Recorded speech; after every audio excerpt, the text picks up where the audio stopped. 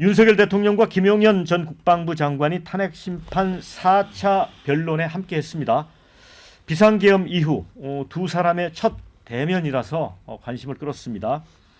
김 전 장관은 수사당국 발표와는 전혀 다른 증언들을 내놨습니다. 이 검찰 공소장에는 윤 대통령이 총을 쏴서라도 문을 부수고 들어가 의원들을 끌어내라 이렇게 했지만 김 전 장관은 의원이 아니라 요원을 빼라고 한 걸 잘못 받아들인 것 같다. 의원을 끌어내라가 아니라 요원을 빼내려고 해라. 끌어내라고 했다. 그래서 이제 민주당은 이게 바이든 날리면의 이탄이냐 이렇게 이제 아주 직설적인 비판을 하기도 했습니다. 김 전 장관은 정치인 체포 지시를 받은 적이 전혀 없다. 한동훈, 이재명 의원식 등이 적힌 명단도 체포 명단이 아니라 포고령 위반 우려가 있는 대상자들로 동정을 잘 살피려는 거다. 또 반박을 했습니다. 그리고 포고령 1호도 그동안은 이제 김 전 장관이 만들었다.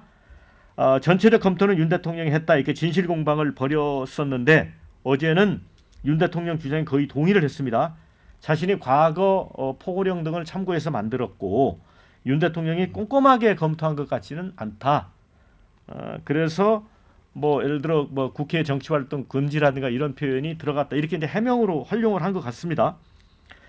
그리고 또 비상입법기구 문건 이것도 굉장히 이제 탄핵 심판에서 중요한 부분인데 이른바 최상목 쪽지도 자신이 만들어 실무자를 통해 줬다. 또 이렇게 주장을 했습니다. 근데 이제 앞서 뭐 곽종근 전 특수전사령관이나 홍장원 전 국정원 1차장의 증언과는 완전히 배치됩니다. 그러면 누군가는 지금 거짓말을 하고 있는 겁니다.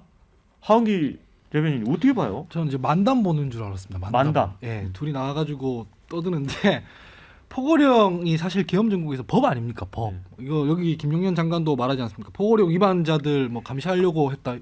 아니 포고령을 통해서 국민의 기본권을 제한할 수 있는데 그걸 대통령이라는 사람이 보면서 대충 봤다. 국정원령을 그러면 이때까지는 어떻게 한 겁니까? 첫 번째 그거고 두 번째는 저도 국회에서 몇 년 일했지만 국회에 무슨 요원이 있나요? 막 주변에서 전화 와서 국회 요원들도 이래? 막 이런 묻던데 말도 안 되는 얘기들을 하고 있는 거예요. 국회 본관에는 심지어 보좌관도 못 들어가요. 의원들만 들어갈 수 있거든요. 근데 특전사가 들어가서 뭐 요원을 빼내려고 했다? 없는 요원을? 이건 바이든 날리면 보다도 더 심한 문제입니다. 아예 실체가 없는 거거든요. 그럼 해석할 수 있는 거는 특전사들을 투입하고 뒤에 후발주제 특전사들을 통해서 그 투입시킨 특전사들을 끌어내려온다. 자기 머리채 잡고 자기가 끌어내려온다. 뭐 이런 거잖아요.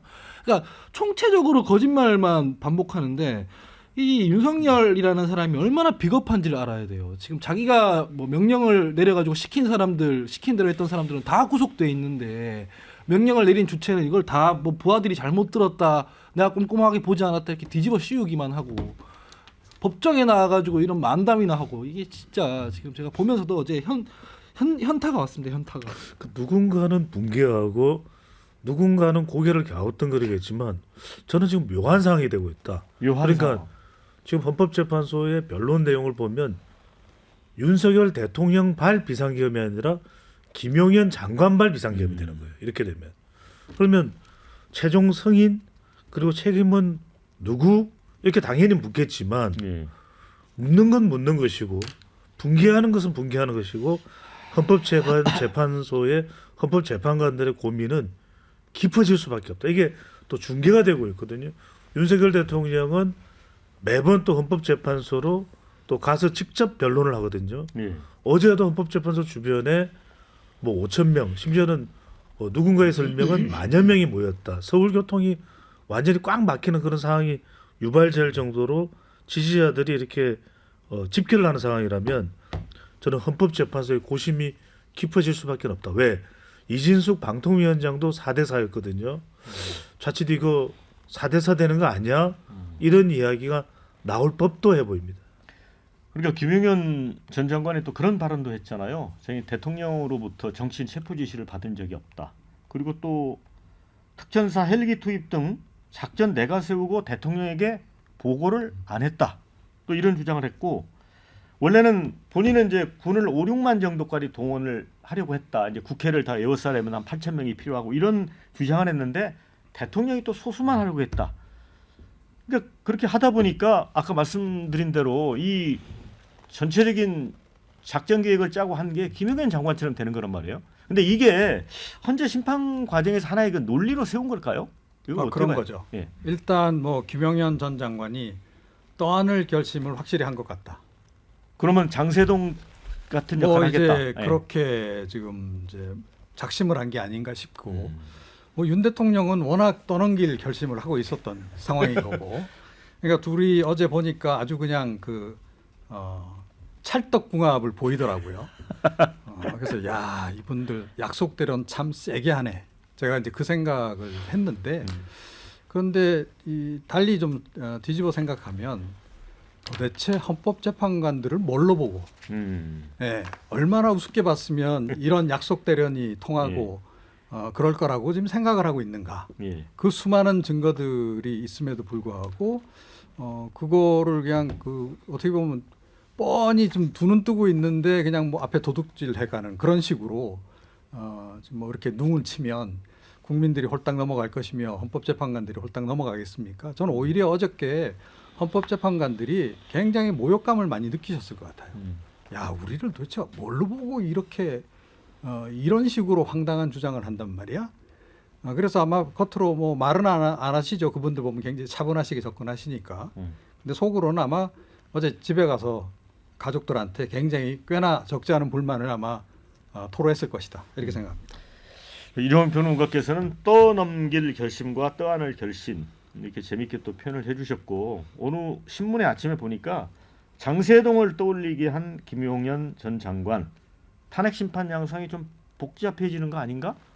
이렇게 퀘스마크를 찍었는데 어떻게 보세요? 근데 모든 게 이제 포고령 1호 1조죠. 국회, 지방의회, 정당 등의 그런 그 집회, 결사 여기에 대한 정치적인 자유를 제한한다라는 그 1조 때문에 그러는 거지 않습니까? 근데 하이브리드 전에 대해서 그 대통령께서 그 친필 메모로 이야기를 하셨어요. 근데 가장 최근에 하이브리드 전이 발생한 게 바로 그 러시아가 우크라이나의 크림반도를 병합시킨 겁니다.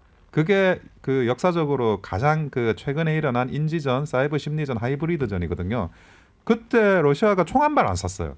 어떻게 했냐면 그냥 크림반도에 끊임없이 그 사이버 심리전 첩보전을 하면서 결국 그 크림반도의 지방의회가 우크라이나로부터 분리 독립하겠다고 의결하고 그리고 러시아로 귀속되겠다고 병합해서 의결하고 그러면서 그냥 그 크림반도가 넘어가 버린 겁니다. 10년 전에 그렇게 크림반도가 넘어가니까 지금 어떻게 됐죠?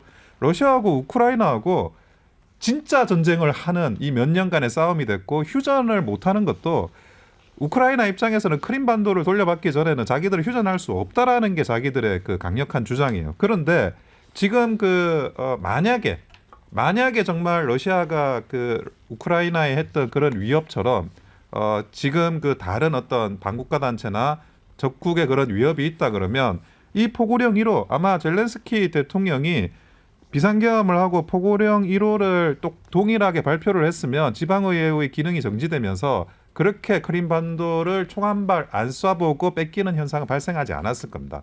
그래서 제가 볼 때는 뭐 이 변론 전략으로 그게 뭐 크게 많이 안 봤다 아니면 뭐 김용현 전 장관이 했다라고 하는데 김용현 전 장관은 자기가 국방장관이에요.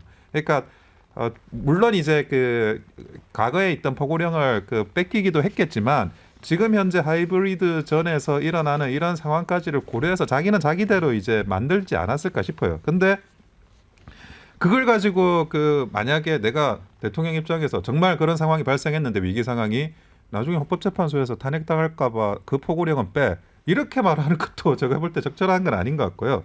근데 입맞추기라고는 하지만 저는 입맞추기라기보다는 국방부 장관은 대통령이 뭐 그거를 진지하게 생각하든 가볍게 생각하든 모든 가능성을 100의 실행으로 준비를 해야 되기 때문에 그걸 준비를 한 거지. 그걸 가지고 뭐 특별히 입을 맞췄다. 그렇게 보여지진 않습니다. 많은 만일의 사태를 대비했다라고 보는 게 더 정확하지 않나 생각이 듭니다. 우리 원영섭 단장님께서 보시기에도 요원 빼내라 했다 이런 건 도저히 실드가 안 되는 거예요. 이제 그런 얘기 안 하시고 이제 크림반도 러시아 얘기하잖아요. 이제 이런 건데 아니 장세동이 그걸 자기가 떠안고 간다고 해서 실제로 떠안나 집니까?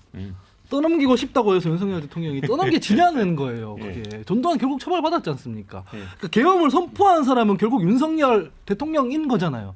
이게 안 떠넘겨지는 거예요, 일단. 그리고 어제도 얘기하는 거 보면 이때까지 했던 논리 연장선에서 뭐 계몽령이다, 위협이용이다 이러는데 이게 비유하자면 이런 거거든요. 지나가는데 현관문이 뭐 관리가 잘 안 돼 있어요. 아이 저렇게 하면 어떡해? 안전불감증을 내가 경고 한번 해줘야겠다. 집에 들어가는 거예요.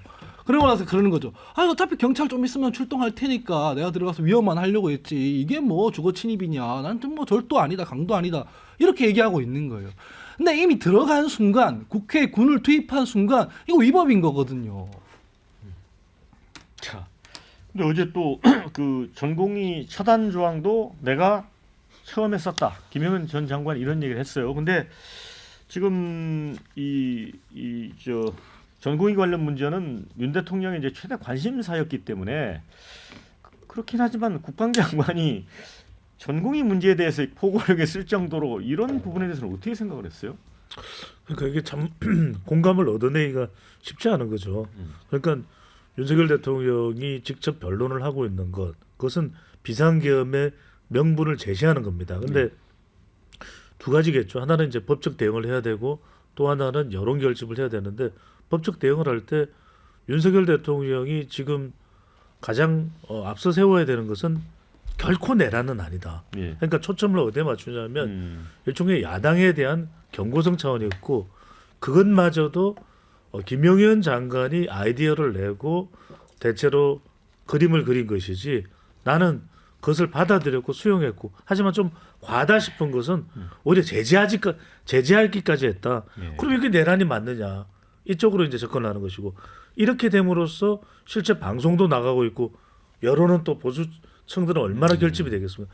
거의 대등한 정도의 민주당과 여론으로 가져가겠다라는 포석으로 읽어야 되겠죠. 여론전의 일환이다. 근데 헌재 재판관들이 이번에 이제 사실은 방통위 그 이진숙 방통위원장 돌아오는 과정에서 이제 4대4로 엇갈렸기 때문에 더 이제 여론전에 좀 힘을 쏟을 것 같은 느낌이 들거든요. 아 그렇죠. 한마디로 이제 필 좀 받으신 예, 거죠. 예. 그래서 아마 더 이제 그렇게 가실 것 같은데 제가 보기에는 그 전략이 과연 유효할지 잘 모르겠습니다. 그리고 보면 이제 그 김용현 전 장관이 이제 뭐 윤 대통령이 살짝 유도 신문하는 식으로 이제 가면 거기에 이제 호응하는 방식으로 네. 맞장구를 치는 방식으로 이렇게 가고. 근데 사실 저 개인적으로 어저께 가장 실소를 금할 수 없었던 부분이 바로 그 전공의 관련 부분이거든요. 아 이거 뭐 김용현 장관이 이렇게 써왔길래 자기가 웃으면서 아 이거 뭐 이런 것까지 뭐 이래서 그냥 놔두자 이런 식으로 했다는 건데 예. 아 이거를 들으면서 국민들이 과연 무슨 생각을 했을까요? 그러니까 12월 3일 비상계엄 그 밤에 맘졸이면서 나라 걱정하면서 그 광경을 다 지켜봤는데 그 국민들한테 지금 하는 얘기가 아 그때 뭐 저희 그렇게 심각하게 생각 안 했고요. 그냥 웃으면서 화기애애한 분위기에서 이거 한번 해봐. 아 이거 뭐 넣을까 뺄까 이러면서 했다는 식이잖아요. 처단하라고 적혀 있는데 말이죠. 네, 표현은 처단하라고 분명히 적혀 있고 네. 내용은 굉장히 살벌하고 예. 그리고 전공의 문제에 대해서 김용현 전 장관이 뭘 알겠습니까? 솔직히 자기 네. 주 업무도 아니고 자기가 뭐 보건복지부 장관도 아니잖아요. 굳이 넣을 이유도 없어요. 저는 이 부분이야말로 윤석열 대통령의 강력한 의지에 의해서 들어간 거라고 좀 보는데 그런데 이게 그런 식으로 막 이렇게 뭐 농담하듯이 이거를 피해가려고 하는 것 그게 과연 맞는 전략일까? 적어도 저는 그 대목에서는 좀 오히려 좀 더 진지했어야 되는 게 아닌가. 네, 그렇게 생각합니다. 그러니까 헌재 재판관들의 설득 논리로는 좀 부족하다 그런 말씀인 것 같고요. 네. 다양한 댓글을 올려주셨어요. 요즘 매일매일 윤 대통령이 하는 개그를 보고 있습니다. 이런 의견 주셨고요. 의원 아니고 요원 전국민 히어링 테스트 또 하시는 겁니까? 또 이런 의견 주셨습니다. 이온김 2인조 연기력이 좀 부족합니다. 더욱 분발해서 노력을 요합니다. 이런 의견 주셨고요. 김용현 장관 다 내가 했다는데 책임은 그럼 김용현에서 끝나는 건가요? 이런 의견 주셨고 김용현은 상남자인가? 왜 다 총대를 매리는 건지 궁금하다. 이런 의견 주셨고요. 윤통 파면을 막기 위해서고 파면되면 대통령에게 최선을 다했다는 걸 보여야 사면 가능성이 높기 때문이다. 이런 의견 주셨고요. 여론전으로 지지층 결집은 되겠지만 점점 국민의힘이 극으로 취급받을지도 모른다. 이런 의견 주셨어요? 조금 전에 그 예. 저기 댓글 관련해 갖고 제가 좀 말씀드리고 싶은 게요. 김용현 이제 전 장관이 왜 그렇게 떠안을 결심을 했을까? 제가 보건대는 윤 대통령 측하고 뭐 직간접적으로 뭔가 소통이 좀 있었을 것 같고 아마 이런 생각을 그러니까 만약에 김용현 전 장관이 스스로 판단을 내렸다면 그래도 윤 대통령을 살려놔야 내가 아까 조금 전에도 이제 댓글에도 나오듯이 뭐 사면 복권이라든가 이런 기회가 있다. 이렇게 이제 본인이 셀프로 생각을 했거나 아니면 윤 대통령 쪽에서 살짝 언지를 좀 줬을 수도 있다. 그러니까 결국 윤 대통령이 살아야 우리 나중에라도 뭐 당신한테 좀 그래도 기회가 있지 않겠냐. 뭐 이런 식으로 좀 소통이 이루어졌을 가능성도 우리가 배제하기는 어렵다. 이렇게 생각합니다. 제가 아까 읽어드리지 못한 댓글 중에 이런 게 하나 있어요. 자, 이 정도면 김용현 전 국방장관이 대통령이었다는 얘기인가? 이런 의견을 주신 게 있습니다. 근데 우리 원영섭 단장은 이제 또 변호사기도 하니까 글쎄요. 이제 진술들이 다 틀리잖아요. 특수전 사령관 말하는 거 틀리고 다 다르고 대통령 김용현 뭐 다 다른 부분이 있는데 이게 이제 만약에 헌재에서 이제 재판관들이 판단할 때 그 이른바 들었다는 전화를 통해 들었다는 진술이 이렇게 충돌할 때는 어떻게 판단을 하는 거예요? 사실은 판단을 못합니다. 못 하는 거예요? 아니 근데 아무래도 많은 사람이 이야기한 거에 신빙성을 더 두지 않을까요? 아니 그런데 결국 따지고 보면 그 곽종원 전 특수전 사령관 예. 그리고 김용현 전 장관 이 두 명의 한 명 한 명의 진술만 상치되는 부분이거든요. 그리고 나머지는 그 사람들을 또 통해서 전원으로 들었다는 이야기고 대통령으로부터 직접 들었다는 사람은 그 곽종원 그 특수전 사령관하고 국방부 장관 김용현 국방부 장관 두 명밖에 없어요. 근데 그 특수전 사령관도 분명하게 자기가 김병주 의원하고 그 직후에 계엄 직후에 이야기를 하면서 요원이라고 합니다. 그걸 가지고 김병주 의원이 그게 그 요원이 아니고 의원인 것처럼 이렇게 다시 얼렁뚱땅 수정을 하는데 분명하게 요원이라고 해요. 제가 그거를 10번 다시 들었는데 바이든 날리면이 아니에요. 그리고 대정부 질문을 곽종원 그 사령관이 다시 와가지고 해요. 그때는 표현을 의원이라고 안 하고 인원이라고 합니다. 의원이라고 말한 적이 없어요. 그러면 자 맥락상 위원하고 의원은 그거는 헷갈릴 수가 있어요. 그러니까 정치판의 여의도에서도 누구를 위원이라고 그랬다, 누구를 의원이라고 그랬다. 그거는 헷갈릴 수 있는데 요원하고 의원을 맥락상 헷갈리는 경우는 없고 의원하고 인원을 헷갈리는 경우는 없어요. 그러니까 본인이 의원이라고 안 하고 요원이라고 하고 인원이라 그러는데 그거를 의원이라고 했다고 이야기하는 거는 그 다른 사람들이 그렇게 하시는 거예요. 그 돌려보시면 분명히 그렇게 나옵니다. 예, 그 말씀을 좀 드리고 싶고 그리고 대통령이 그 과거에 이제 엑스포 사건을 한번 반추해 볼 필요가 있는데 그때 결과적으로 실패했어요. 결과적으로 실패했고 그 과정에서 정보를 제대로 보고받지 못했던 거 아니냐, 오정보가 들어오고 검증 못했던 거 아니냐의 실무적인 문제점을 지적하는 사람들이 많았는데 그러면 부산 민심 나빠졌을까요? 전혀 그렇지 않아요.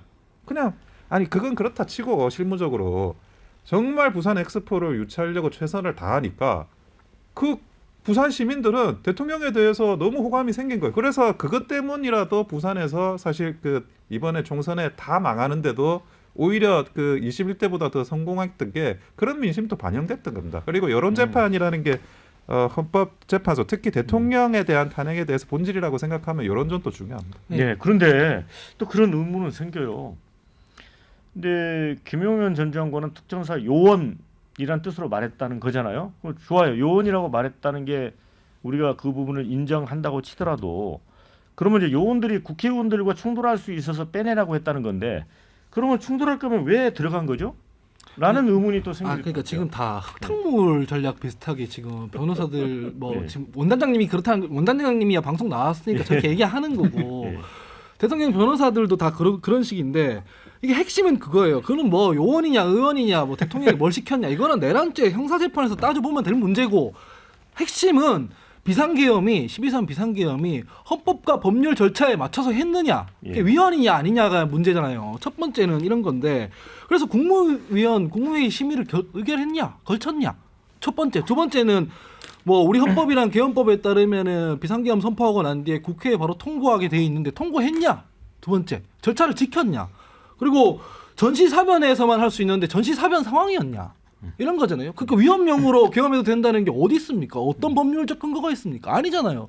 헌법재판소에서 그걸 따지면 되는 거예요. 지금 원단장님도 지금 뭐 이거 못 따진다 그럴 게 아니라 이게 헌법과 법률에 맞춰서 비상계엄을 선포했고 타당했다 이렇게 말하면 되는 거거든요. 근데 그런 말을 못 해요. 국민의힘에서도 다 그건 부당하다고 하거든요. 자, 이제 대통령이 이제 헌법재판소에 나와서 이제 발언할 때 보면 8대2 가르마 멋지게 뭐 딱 하고 뭔가 좀 가다듬은 모습이잖아요. 그게 이제 헤어스타일링을 아마 교정당국 확인 결과 한 것 같습니다. 그래서 이제 박은정 조국혁신당 의원 같은 경우는 황제 출장 서비스 전말을 공개하라 이렇게 이제 공격도 하고 그랬어요. 그리고 이제 또 양복 차림에 이렇게 나오는데 과거 전두환, 노태우, 이명박, 박근혜 전직 대통령이 다 받아들인 번호 배지가 보이지 않는다. 수인 번호 부착하지 않는 것도 지적을 했는데 법무부는 현직 대통령 신분이다. 현직 대통령. 그래서 특혜가 아니다라고 했습니다. 이런 논란은 어떻게 보시는데 짧게 한번 의견을 들어볼까요? 뭐 충돌될 수 있죠. 왜냐하면 대통령이 어떤 모습으로 보이느냐에 따라서 여론은 또 달라질 수 있거든요. 오히려 초췌해 보이는 모습이 동정을 사지 않을까요? 그럴 수도 있습니다. 그럴 수도 있지만 어떻게 대통령으로서의 예우를 해주느냐. 이미 야당의 입장에서는 지금 내란 우두머리 혐의잖아요. 그죠? 그래서 말이 안 된다. 더군다나 지금 구속이 돼 있는 상태냐. 근데 이게 뭐 계속 치고받고 오래갈 사안은 아니고 저는 더 주목하는 게 방금 전에 원영섭 전 단장, 하은기 전 부대변인 이야기에서 중요한 게 이른바 대통령이 직접 나오는 거에 있어서 저는 큰 영향을 어디서 보느냐면 김용현 전 장관하고 이렇게 또 헌재 브로맨스가 나타났죠. 현재 브로맨스. 그러면 이게 아까 특전사령관, 정보사령관, 수방사령관, 전정보사령관 이들은 앞으로 어떻게 될까요? 저는 여기서 두 글자 번복될 수 있다. 왜냐하면 대통령과 김용현 전 장관의 이 대화를 보고서 우리 사실은 이런 의미였다. 다른 내용으로 저는 이것이 일종의 신호 역할을 할 수 있다라는 것이거든요. 이게 적지 않은 저는 혼란을 가져올 수 있다. 왜냐하면 방금 전에 원전 단장 이야기 설명을 듣고서는 분명히 지지층뿐만 아니라 중도층도 좀 영향을 받을 수 있어요. 왜냐하면 이게 바이든 날리면이 아니라 요원, 의원, 인원 한 글자가 더 등장했으니까 이건 더 리스닝이 어려워지게 되는 것이죠. 그러니까 이런 상황이 벌어지면서 굉장히 저는 헌법재판소 혼란한 상황. 그러면은 앞으로 법적 대응도 대응이지만 법적 심사도 심사지만 여론이 미치는 영향이 더 클 것 같아요. 지금 진영 간 대결 구도 제가 그런 말씀 드렸습니다. 8년 전에는 500m 진영 간 꼬리, 지금은 얼마? 5만 미터. 정말 이게 저는 엄청난 영향을 줄 수가 있는 거죠. 아니 이거는 법무부 관련한 방침의 문제라서 예. 제가 그거는 팩트를 설명드리면 법무부가 2년 전에 그 수영자들이 재판에 사복을 입고 나가는 문제를 인권 문제로 다뤄가지고 특혜 아니다? 예, 공고를 한 적이 있습니다. 그러니까 대통령에 대한 특혜가 아니고 그리고 지금 과거에 이제 그 적폐 수사했을 때도 차은택 영화 감독에 대한 삭발 문제, 예. 대머리 문제 그리고 그때 가발을 벗겨버렸잖아요. 가발을 벗기고 예. 그리고 김경숙 전 이화여대 총장에 대해서도 그 화장기 없는 예. 맨얼굴 그리고 최순실에 대해서 머리피 문제 이런 것들이 논란이 됐을 때 최소한의 인권은 보장을 해주자 그런 외모적인 것도 그때 이미 그런 논의가 있었습니다. 여기서 새롭게 발생되는 논의가 아닙니다. 송영길 대표도 이제 구치소 안에서 선거방송 촬영할 때 메이크업 했다고 예, 합니다. 예, 맞습니다. 뭐 가볍게 이제 평론가님. 근데 뭐 제가 보기에는 지금 뭐 구치소에 계시면서도 지금 뭐 자기 마음껏 하시는 것 같아요.